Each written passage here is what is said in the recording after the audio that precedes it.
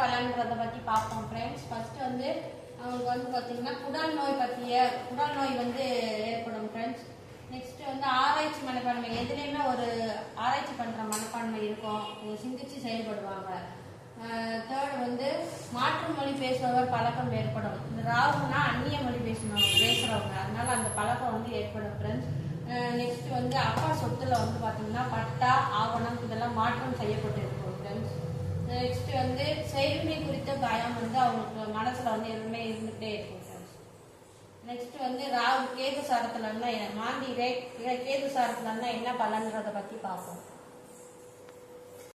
மாந்தி கேது சாரத்துல இருந்தா என்ன பலன்றதை பத்தி இந்த வீடியோல பார்ப்போம் ஃப்ரெண்ட்ஸ். இப்போ வந்து ஃபர்ஸ்ட் அவங்க அம்மா வழி, கேதுனா அம்மா வழி பாட்டிகிட்ட வந்து துர்மரணம் இருக்கும், அந்த வழியில வந்து துர்மரணம் இருக்கும்.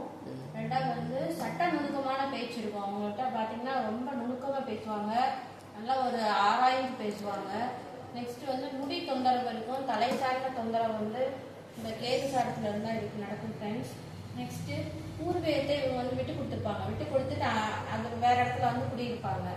அடுத்து சகோதரிக்கு மனவாழ்வுல ஒரு கசப்பு ஏற்படும் ஃப்ரெண்ட்ஸ். கூட பிறந்த சகோதரருக்கோ இல்லை சகோதரிக்கோ மனவாழ்வு கசப்பு ஏற்படும். தேங்க்யூ.